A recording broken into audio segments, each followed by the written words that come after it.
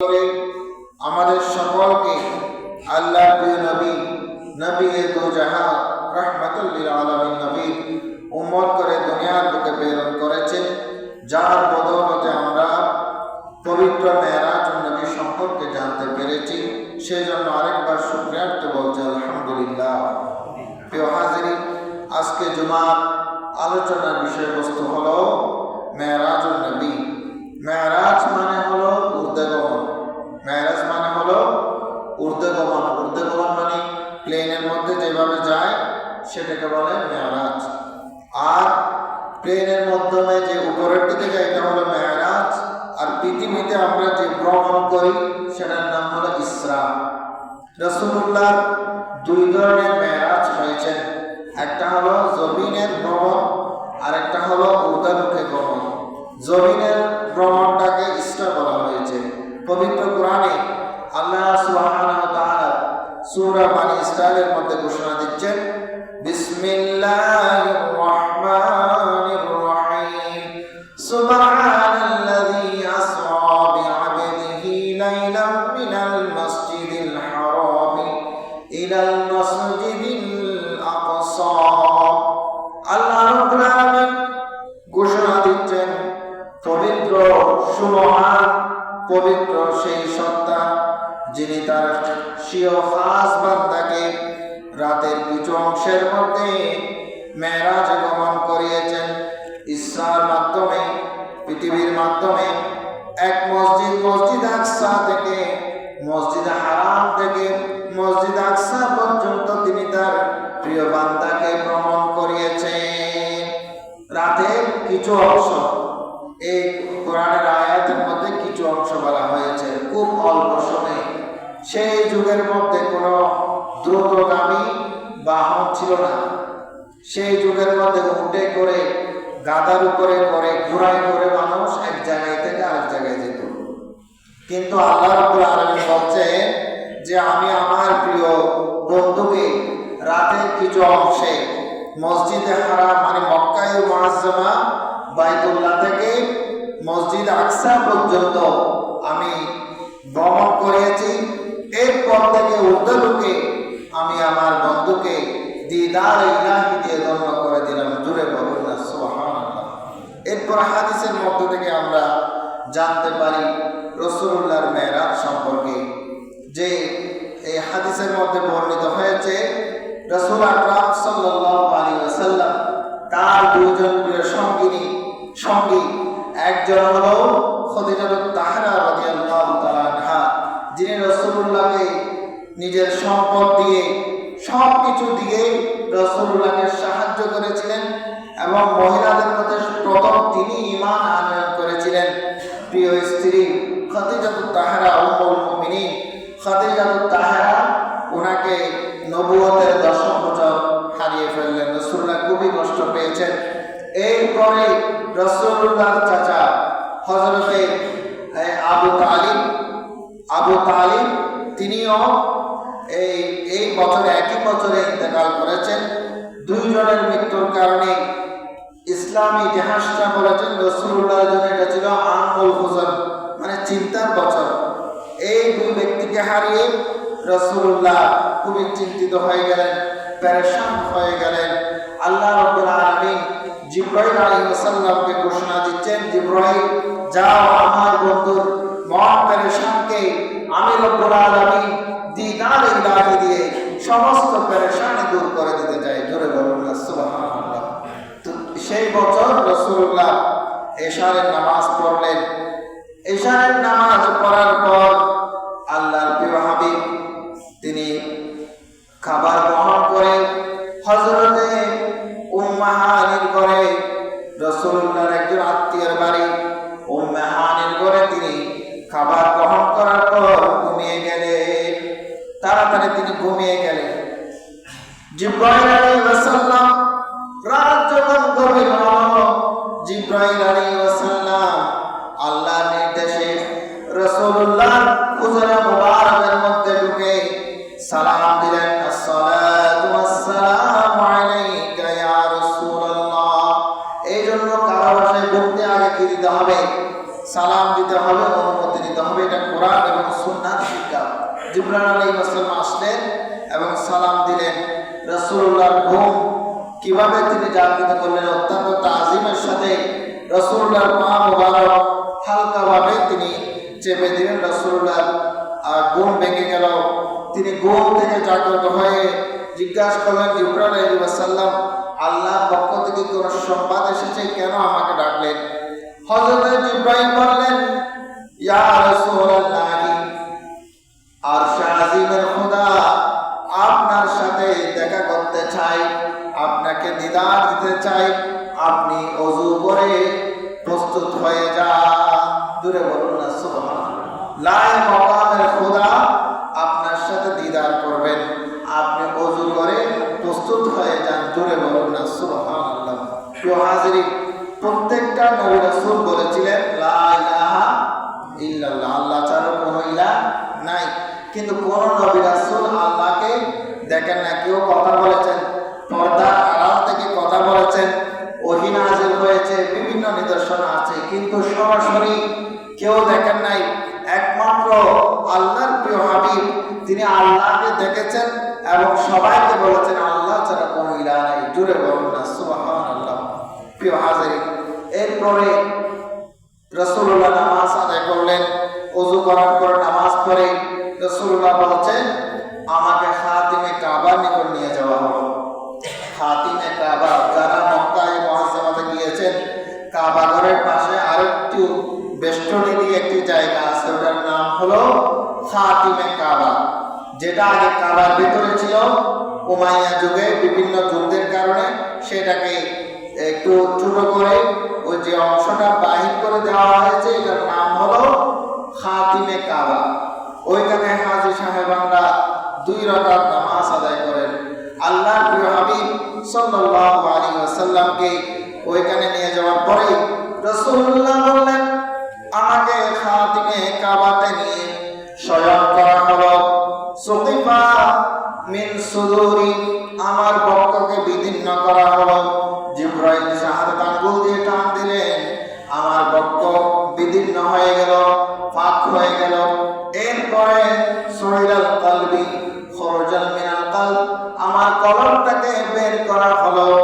এরপরে একটা নূরের তালিতে রাখা হলো। জমজমের পানি দিয়ে আমার কলব মোবারককে ধৌত করা হলো। এরপরে ওই কানের মধ্যে আল্লাহর কিছু নিদর্শন ঢুকিয়ে দেওয়া হলো। কি তাফসীরের মধ্যে এসেছে, নূর, বালাগাত, ফাসাহাত সহ যত বাড়াই রয়েছে সকল কিছু রাসূলুল্লাহর কলবের মধ্যে ঢুকানো হলো। এরপরে আবার আগের জায়গায় রেখে আবার আঙ্গুল দিয়ে টান দিলেন, আবার আগের মতো রাসূলুল্লাহর কলবটা ফিট হয়ে যায়। জোরে বলুন না সুবহানাল্লাহ। এখান থেকে ওপেন হার্ট সার্জারি এসেছে। ডাক্তাররা যে হার্ট সার্জারি করেন, যে এটা রাসূলুল্লাহ এই বক্ষ বিদীর্ণের ঘটনা থেকে এসেছে। হযরত আয়েশা রাদিয়াল্লাহু আনহা বলেন, রাসূলুল্লাহ যখন গোসল করতেন তখন ওনাকে যে বক্ষ বিদীর্ণ করা হয়েছে, ওই জায়গার মধ্যে আমি সিলাইয়ের দাগ দেখতে পেয়েছি। জোরে বলুন না সুবহানাল্লাহ। সালাতুন ইয়া রাসূলুল্লাহ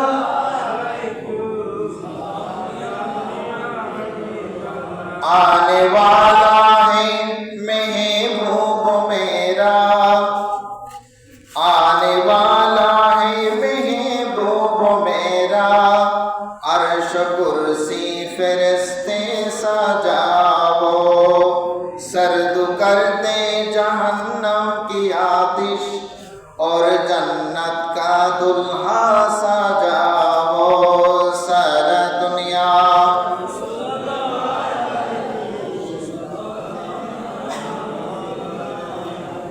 आपकी फरकत ने मारा या नबी, दिल हुआ गम से दुबारा या नबी। सारा दुनिया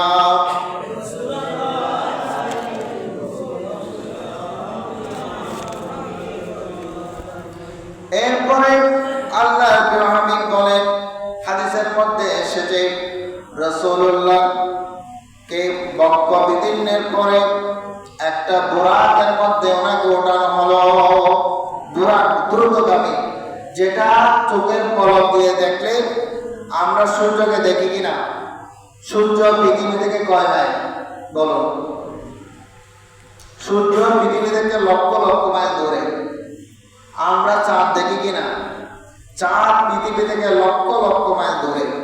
চাঁদ এবং সূর্য যেখানে আমরা চোখ দিয়ে দেখি, তাহলে আমাদের দৃষ্টিগোচর কয়েক লক্ষ মাইল, ঠিক কিনা?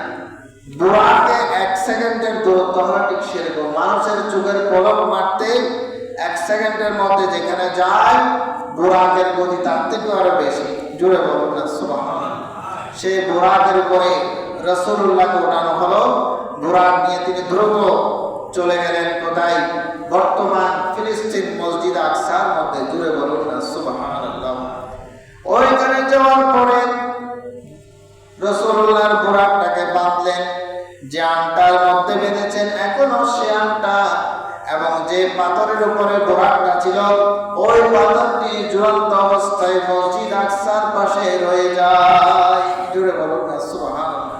এখনো সেই বুরাকের যে স্থানটি, ওটা এখনো সুন্দরভাবে সন্নিবেশিতভাবে মসজিদ আকসার পাশে অক্ষত অবস্থায় রয়েছে। জুড়ে বলুন না সুবহানাল্লাহ। এরপরে মসজিদ আকসার মধ্যে রাসূলুল্লাহ আসার আগে আল্লাহ রাব্বুল আলামিন কুদরতি নিয়ে আদম আলাইহিস সালাম থেকে ঈসা রূহুল্লাহ পর্যন্ত পৃথিবীর মধ্যে যত নবীগণ, ওলি নবী, নবীরা এসেছেন, সমস্ত নবী আলাইহিস সালামকে আল্লাহ রাব্বুল আলামিন মসজিদ আকসার মধ্যে উপস্থিত করলেন। জোরে বলুন না সুবহানাল্লাহ।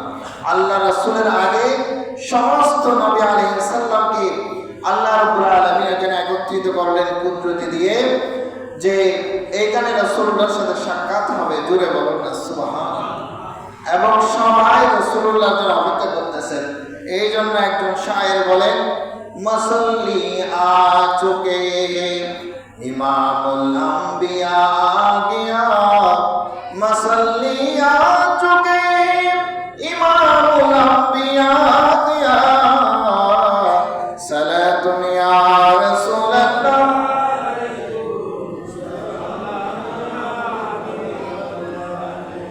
এরপরে জিবরাইল আলাইহিস সালাম একে একে করে সবার সাথে পরিচয় করায় দিচ্ছেন।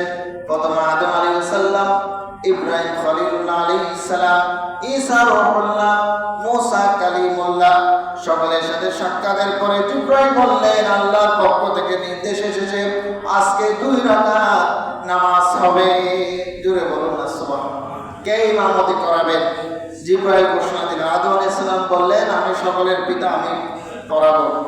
এরপরে ইব্রাহিম আলাইহিস সালাম বললেন, আমি হলাম মুসলিম মিল্লাতের পিতা, আমি আজকে ইমামতি করাবো। তখন জিবরাইল আলাইহিস সালাম আল্লাহ রাসূলকে এনে বলেন, ইয়া রাসূলুল্লাহ, আজকের দিনে আপনি হবেন ইমাম। জোরে বলুন না সুবহানাল্লাহ। রাসূলুল্লাহ নামাজ পড়লেন, এরপরে আবার বুরাকে উঠলেন।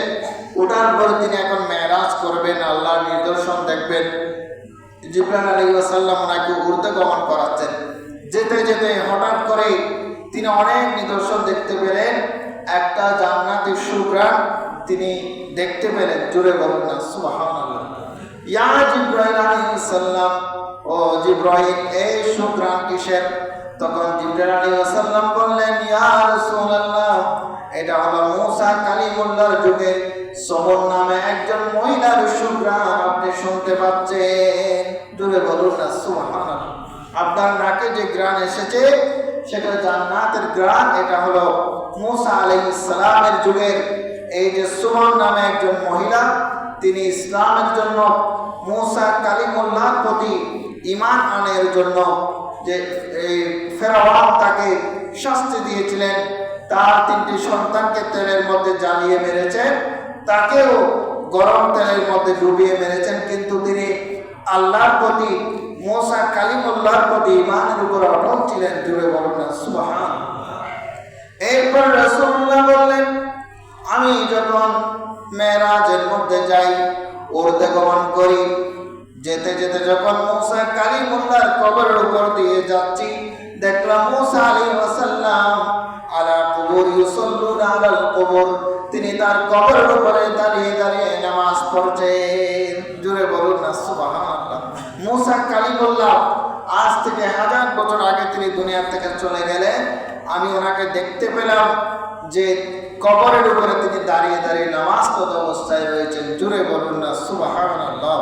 সালাতুন ইয়া রাসূলুল্লাহ।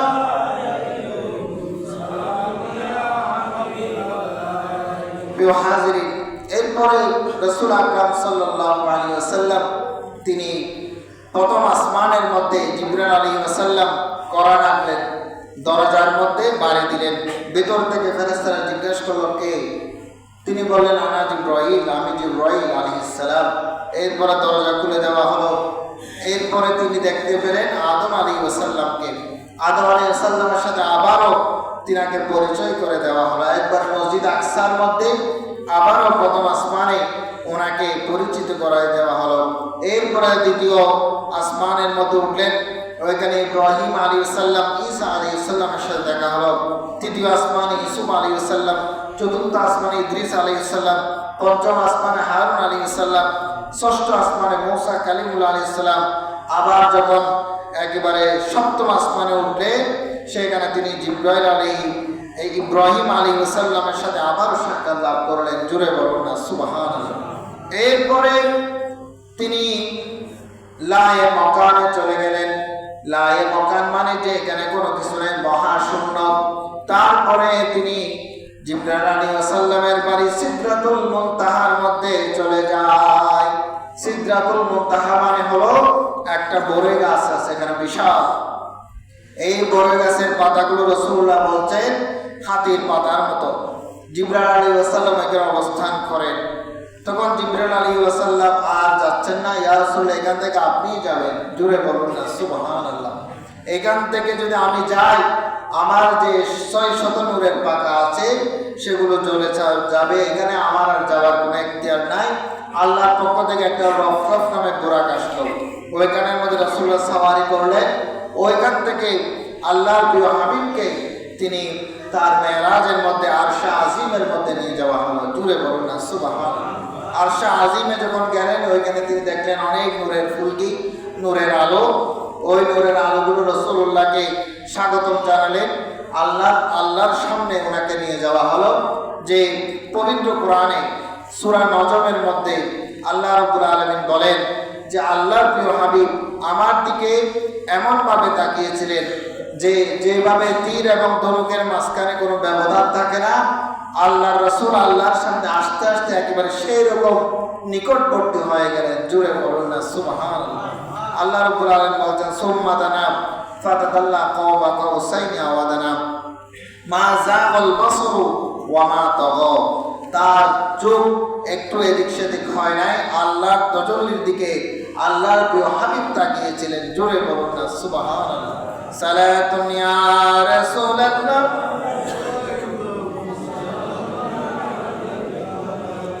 ফাওহা ইলা আবদিহি মা আওহা। তিনি তার বান্দার প্রতি যা অবতীর্ণ করার তা অবতীর্ণ করলেন।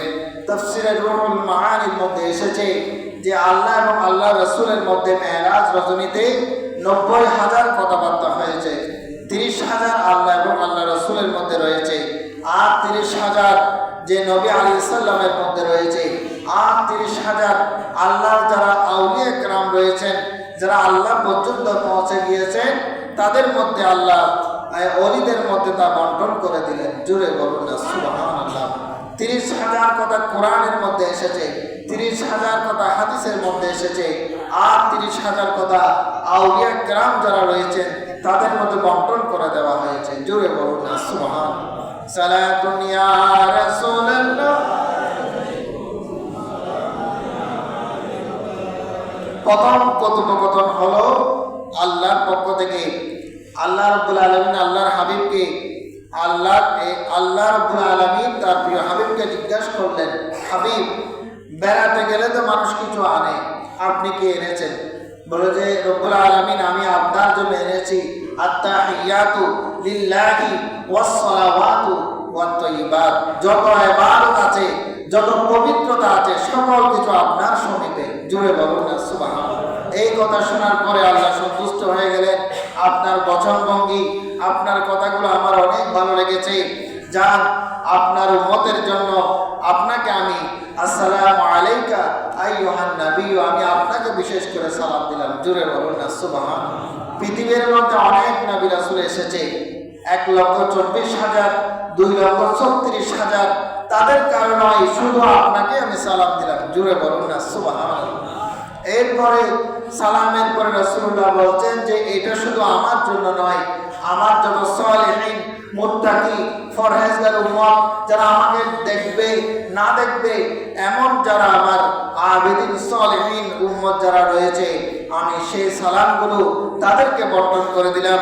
আসসালামু আলাইকা ওয়া আলা ইবাদিল্লাহিস সালেহীন, যত ইবাদে সালেহীন রয়েছে, সালেহীন বান্দা রয়েছে, আমি সালাম তাদের মধ্যে বর্ণন করে দিলাম। জোরে বলুন না সুবহানাল্লাহ।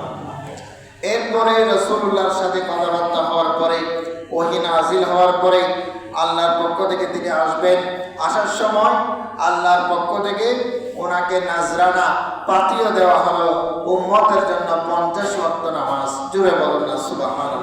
কয় ওয়াক্ত? আমরা পড়ি কয় ওয়াক্ত? 5 ওয়াক্ত।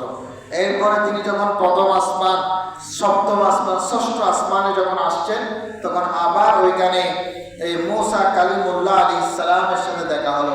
তিনি আল্লাহর নবীকে জড়িয়ে ধরে বললেন, আহারে আপনি তো আল্লাহকে দেখেছেন, আমি দুনিয়ায় থাকতে আল্লাহকে দেখার জন্য বেকুল ছিলাম, আজকে আপনাকে জড়িয়ে ধরে আল্লাহকে দেখার সুগন্ধি লাভ করছি। জুড়ে বলুন না সুবহানাল্লাহ।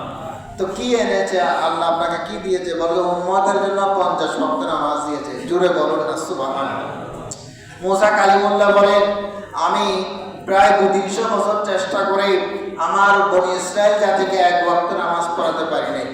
এই যে বর্তমানে যারা বুম টুম মারছে ইসরায়েল বাহিনী, এরা ইহুদি, এদেরকে কয়েক পড়াতে পারি নাই 1 ওয়াক্ত। আপনি কিভাবে 50 ওয়াক্ত করাবেন? যান একটু কমিয়ে আনেন। রাসূলুল্লাহ আবার গেলেন, আবার 5 ওয়াক্ত কমানো হলো 45। এরপরে মূসা কালিমুল্লাহর সাথে দেখা, আবার বললেন আবারও যান, এভাবে আবার গেলেন। এইভাবে আসা যাওয়া 9 বার। কয়বার? 9 বার। 9 বারের মধ্যে 5 9 45, তাহলে 50 থেকে 45 চলে গেলে কয় ওয়াক্ত হয়? 5 ওয়াক্ত। এরপরে মূসা কালিমুল্লাহ বললেন আবার যান। রাসূলুল্লাহ বলেন না, আবার আর যেতে লজ্জা লাগতেছে। তখন আল্লাহ এই কথা সন্তুষ্ট হয়ে বলেন, হাবিব, যারা 5 ওয়াক্ত নামাজকে মূল্যায়ন করবে, 50 ওয়াক্ত পড়লে যে সওয়াব, আমি আল্লাহ সেই সওয়াব দিয়ে দেব। জোরে বলুন সম্মানিত হাজিরিন। এরপরে জিবরাইল আলাইহিস সালাম বলেন, ইয়া রাসূলুল্লাহ, আরো কিছু বাকি আছে, আল্লাহ আপনাকে নিদর্শন দেখাবেন। লিনুরিয়াহু মিন আয়াতিনা, এই আয়াতে বলা হয়েছে আল্লাহর কিছু নিদর্শন তিনি তাকে দেখালেন। নিদর্শনগুলো কি? ওনাকে জাহান্নামের মধ্যে নিয়ে যাওয়া হলো। জাহান্নামের মধ্যে যখন নিয়ে যাওয়া হলো, তিনি দেখলেন যে প্রথমে জিজ্ঞাসা করলেন যে প্রথম জাহান্নামের 7টা দরজা রয়েছে, প্রথম দরজা একটু খুলো। যখন খুললেন, বাবু জাহান্নামা ওয়া ক্বালা ইয়া মালিকু ইরফা ইনতাকাল্লা আলা মিনান নার হাত্তা উশাহিদুহা ওয়া নাযার ইলা আহলিহা মিনান নিসাই ওয়ার রিজাল। তিনি দেখতে পেলেন এখানে অসংখ্য মহিলা, পুরুষের তুলনায় তিনি অনেক মহিলাকে দেখতে পেলেন, পুরুষদেরকে কম দেখলেন। এবং অধিকাংশ মহিলা যারা বেপরদা ছিল, স্বামীর অবাধ্য ছিল, এই সমস্ত মহিলাদেরকে তিনি দেখেছেন। এরপরে তিনি দেখতে পেলেন যে খুবই অন্ধকার, জাহান্নামের আগুন। আগুন কিরকম থাকে? লাল না কালো? আগুন কিরকম থাকে? লাল। কিন্তু তিনি জাহান্নামের আগুনগুলোকে কালো দেখলেন। কালো কালো দেখার পরে তিনি জিবরাইল আলাইহিস সালামকে জিজ্ঞাসা করলেন, ইয়া জিবরাইল, ইয়া আখি জিবরাইল, হে ভাই জিবরাইল, এই জাহান্নামের আগুনগুলো কেন কালো হলো? তখন জিবরাইল আলাইহিস সালাম বললেন, এটা আল্লাহর গজবের সৃষ্টি, খুবই নিকৃষ্ট জায়গা। এই জাহান্নামকে জ্বালানোর পরে এটা সাদা হয়ে গেছে, আবার 1000 বছর জ্বালানোর পরে এটা হয়ে গেল যে এই লাল। এরপরে আবার 1000 বছর জ্বালানোর পরে সেটা হয়ে গেল কালো। এরপরে আবার 1000 বছর জ্বালানোর পরে এটা হয়ে গেল গাঢ় কালো। এই জন্য জাহান্নামীরা একজনের শাস্তি ভোগ করার কথা আরেকজনে জানবে না, একজন আরেকজনকে দেখবে না। এই জন্য আল্লাহ রাব্বুল আলামিন এই জাহান্নামটাকে বানিয়েছেন। যারা আল্লাহর দ্বীনকে অস্বীকার করবে, সেই সমস্ত বেঈমান কাফেরদেরকে এই জাহান্নামে দেয়া হবে। জুড়ে বলুন না নাউজুবিল্লাহ। এরপরে রাসূলুল্লাহ আরেকটা দরজার মধ্যে গেলেন, ওইটাকে খুলতে বললেন। ওইখানে দেখলেন ইয়াকুলুনা মিনান নার, কিছু মানুষ আগুন খেয়ে ফেলতেছে, ওয়ায়াশরাবুনা দিমা, এবং তারা এই মদ পুষ খাচ্ছে, রক্ত খাচ্ছে। তখন জিবরাইল আলাইহিস সালাম জিজ্ঞাসা করলেন, ইয়া জিবরাইল মান হাউলা, ও জিবরাইল তারা কারা? তখন জিবরাইল আলাইহিস সালাম বললেন, এটা হলো আকালুনার রিবা আমওয়ালাল ইয়াতীমা যুলমা, তারা জুলুম করে এতিমের সম্পদ বিনষ্ট করেছে। এরপর রাসূলুল্লাহ আরেকটা দরজায় গেলেন, দেখলেন কিছু মানুষের শরীর দিয়ে রক্ত পুষ বের হচ্ছে, লজ্জাস্থান দিয়ে দুর্গন্ধ বের হচ্ছে। রাসূলুল্লাহ জিজ্ঞাসা করলেন, জিবরাইল এরা কারা? তখন জিবরাইল বললেন, এরা হলো জেনাকারী, আপনার উম্মতের মধ্যে যারা জেনা করেছে তাদেরকে শাস্তি দেওয়া হচ্ছে। এরপর আরেকটাতে গেলেন, তাদের নখগুলা তামার মতো লম্বা লম্বা, নখ দিয়ে শরীর থেকে মাংসগুলা ছিঁড়ে ফেলতেছে। জিজ্ঞাসা করলেন, এরা কারা? তখন আল্লাহ জিবরাইল আলাইহিস সালাম বললেন, এরা হলো পরকালকে অস্বীকারী, এরা হলো কুৎসা রটনাকারী, গীবতকারী, এরা হলো তাদের শাস্তি।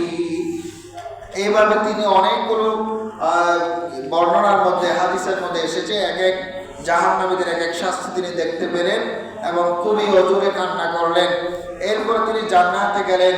ওইখানে জান্নাতের মধ্যে উম্মতের মধ্যে যারা গরিব, হতদরিদ্র, বিভিন্ন সুযোগ সুবিধা থেকে বঞ্চিত, কিন্তু তারা আল্লাহ রাসূলের আনুগত্য করেছে, আল্লাহ রাসূলকে মহব্বত করেছে, ভালোবেসেছে, ইসলামকে গুরুত্ব দিয়েছে, হাজারো অভাবের মধ্যে অন্যায় কাজ থেকে যারা বিরত ছিল, জান্নাতের মধ্যে অধিকাংশ তারাই ছিলেন। জোরে বলুন না সুবহানাল্লাহ।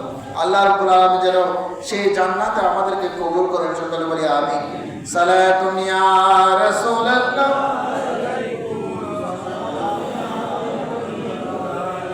প্রিয় হাজিরিন, এরপর রাসূলুল্লাহ চলে আসলেন। আসার পরে যখন তিনি সবাইকে ঘোষণা দিলেন রাসূলুল্লাহর মেরাজ হয়েছে, আবু জাহেল উদ্বা সাহেব এরা হাসতেছে, এবং রাসূলুল্লাহর যারা প্রিয় বাজন ছিলেন আবু বকর রাদিয়াল্লাহু তাআলা, তাদেরকে গিয়ে হটকারিতা করছে, দেখো তোমরা তো এতদিন মুহাম্মদ সাল্লাল্লাহু আলাইহি ওয়াসাল্লাম আনুগত্য করেছো, তিনি নাকি কালকে রাতের কিছু একটা সময়ে, যেখানে মসজিদে ফিলিস্তিনে যেতে আমাদের 1.5 মাস থেকে 2 মাস সময় লাগে, তিনি নাকি কিছু অংশে এখান থেকে ওখানে নামাজ পড়েছেন, আবার ওইখান থেকে নাকি আবার বাতাসের উপরে উড়ে আকাশে গিয়েছেন। তখন জিবরাইল আলাইহিস সালাম হযরত আবু বকর রাদিয়াল্লাহু তাআলা বলছেন যে এটা কি মুহাম্মদ সাল্লাল্লাহু আলাইহি ওয়াসাল্লাম বলেছেন? বলে হ্যাঁ। বলে হ্যাঁ আমি বিশ্বাস করি। বলে কেন? বলে যে উনি যেখানে আল্লাহর কথা বলেছেন, আল্লাহকে তো আমরা দেখছি না, না দেখে ওনার কথার উপরে বিশ্বাস করছি। উনি বলেছেন জান্নাত আছে, জাহান্নাম আছে, না দেখে আমরা বিশ্বাস করেছি, তাহলে এটাও যদি উনি বলে থাকে এটাও সত্যি, আমি এটার উপরে ঈমান আনলাম। জোরে বলুন রাসূল। এরপরে এই কথা যখন রাসূলুল্লাহ শুনেছেন, তিনি বলেছেন সিদ্দিক, ওনার নাম ছিল আবু বকর, ওখান থেকে রাসূলুল্লাহ ওনাকে লকব দিলেন সিদ্দিক আকবর। জোরে বলুন না সুবহানাল্লাহ। এরপরে রাসূলুল্লাহর দরবারে কাফের যারা দাম্ভিক ছিলেন, মক্কার মধ্যে অহংকারী ছিলেন, তারা এসে বলতেন, আচ্ছা আপনি যুক্তি মেনে নিলাম, আপনি এই মসজিদ আকসার মধ্যে গিয়েছেন, কিছু নিদর্শন বলেন, ওইখানে জানালা কয়টা আছে, দরজা কয়টা আছে, এবং আর কোনো প্রমাণ থাকলে এটা বলেন, তা আমরাই মানানব। তখন জিবরাইল আলাইহিস সালাম এসে রাসূলুল্লাহর সামনে মসজিদ আকসার পিকচারটা ওনার সামনে ধরলেন। জুড়ে বলুন না সুবহানাল্লাহ। তিনি দেখে দেখে বলতে লাগলেন, ডান দিকে এতটা জানালা, বাম দিকে এতটা জানালা, পেছনের দরজা এরকম, সামনের দরজা এরকম। বলে বাপরে বাপ, কথা তো সঠিক, মনে হয় আগের থেকে মুখস্থ করে ফেলেছেন। আচ্ছা কি প্রমাণ আছে? বলে আমি যাওয়ার সময় মক্কা থেকে একজন বণিক ওই মসজিদ আকসার ফিলিস্তিনিতে যাবেন ব্যবসা করবার জন্য, তারা এই মাসের লাস্টে ফিরে আসবে। তাদের মধ্যে 2 জন অসুস্থ ছিল এবং তাদের 2টা ঘোড়া আহত হয়েছে। তারা 1 মাস অপেক্ষা করলো। 1 মাস পরে যখন তারা ফিলিস্তিনি থেকে ব্যবসা করে মক্কাতে ঢুকলেন, বলতে হ্যাঁ আমরা তো সত্যি 2 জন অসুস্থ ছিলাম এবং 2টা ঘোড়া আহত হয়েছিল। এই কথা আপনারা কিভাবে জানেন? বলে এই কথা আব্দুল্লাহ ইবনে মুহাম্মদ বলেছেন। জোরে বলুন না সুবহানাল্লাহ। তো এরকম অনেক নিদর্শন দেখার পরেও তারা রাসূলুল্লাহকে বলেছেন আনতা সাহির, আপনি জাদুঘর। জুড়ে বলুন না নাউজুবিল্লাহ। কারণ হেদায়েত তাদের কপালে ছিল না। প্রিয় হাজিরিন, এই মসজিদ আকসা কিভাবে প্লেন নিয়ে উপরে উঠবেন, এমন রকেট, এমন উর্দা আকাশগমন, এমনকি যত ধরনের বর্তমানে এই জাগ্রত রয়েছে, মহা এই জগৎ রয়েছে, সকল কিছু ধারণা দিয়েছে এই রাসূলুল্লাহর মেরাজ থেকে। এখানে আকাশের উপরে যে আরো কিছু আছে, এখানে গ্লাস কি আছে, এখানে তামা গলানোর মতো আগুনও আকাশের আগে রয়েছে, সব কিছু রাসূলুল্লাহর মেরাজ থেকে বর্ণিত হয়েছে। রাসূলুল্লাহ বলেন, আমি যখন প্রথম আসমানে উঠলাম, প্রথম পৃথিবীটা মনে হয়েছে আসমানের থেকে, প্রথম আসমান থেকে একটি মাত্র শস্য দানার মতো। জুড়ে বলুন না সুবহানাল্লাহ। দ্বিতীয় আসমানে যখন উঠলাম, প্রথম আসমান মনে হয়েছে দ্বিতীয় আসমানের তুলনায় একটা শস্য দানার মতো। জুড়ে বলুন না সুবহানাল্লাহ। এভাবে তৃতীয় আসমানে যখন উঠলাম, প্রথম দ্বিতীয় পৃথিবীকে মনে হয়েছে শস্য দানা, চতুর্থ আরো বড়, পঞ্চম আরো বড়, ষষ্ঠ আসমান আরো বড়, সপ্তম আসমান আরো বড়। আল্লাহর আরশে যখন উঠে গেলাম, চারজন ফেরেশতা আল্লাহর আরশকে ধরে আছেন, তাদের পা ছিল জমিনে এবং তাদের মাথা ছিল আল্লাহর আরশ পর্যন্ত। এই চারজন ফেরেশতার পাশে আমি আল্লাহর আরশটাকে এত বিশাল দেখলাম, 7 আসমান 7 জমিন আল্লাহর আরশের মধ্যে দিয়ে দিলে একটা শশা পরিমাণ হবে না। জুড়ে বলুন না সুবহানাল্লাহ। রাসূলুল্লাহ বর্ণনা থেকে সমস্ত বৈজ্ঞানিক বর্ণনা সবকিছু একেবারে মিল রয়েছে। আল্লাহ রাব্বুল আলামিন এই সমস্ত নিদর্শন আমরা শুনেছি, আমরা যেন আমাদের জীবনে ইসলামটাকে আঁকড়িয়ে ধরে জীবনের প্রতিটা ক্ষেত্রে ক্ষেত্রে আমরা যেন সুন্নাহ মোতাবেক আমাদের জীবনটাকে সাজাতে পারি। আল্লাহ রাব্বুল আলামিন আমাদেরকে কবুল করেন, সকলে বলে আমিন। আর আপনারা যারা মাসিক চাঁদা দিচ্ছেন, তারা আন্তরিকভাবে মাসিক চাঁদাটা ক্রমাগতভাবে দিয়ে যাবেন। আপনাদের এই আন্তরিকতার কারণে গত 7 বছরে মসজিদ সুন্দরভাবে পরিচালিত হয়েছে। সকলে বলুন আলহামদুলিল্লাহ। তো আমরা সামনের সময়টাকেও যেন আমরা গুরুত্ব দেই, মসজিদের কাজের পাশাপাশি যেন মাসিক চাঁদা। আর এখানে তো অধিকাংশ বাইরের, আপনারা যারা বাইরে আছেন বহিরাগত মানুষ, তারাও এখানে নামাজ পড়ছেন। মনে রাখবেন, যেখানে নামাজ পড়ুন, কিয়ামতের দিন এই মসজিদ আপনার পক্ষে সাক্ষ্য দিবে। জুড়ে বলুন না সুবহানাল্লাহ। আপনার সেজদাগুলো বিদা যাবে না, আপনার সেজদাগুলো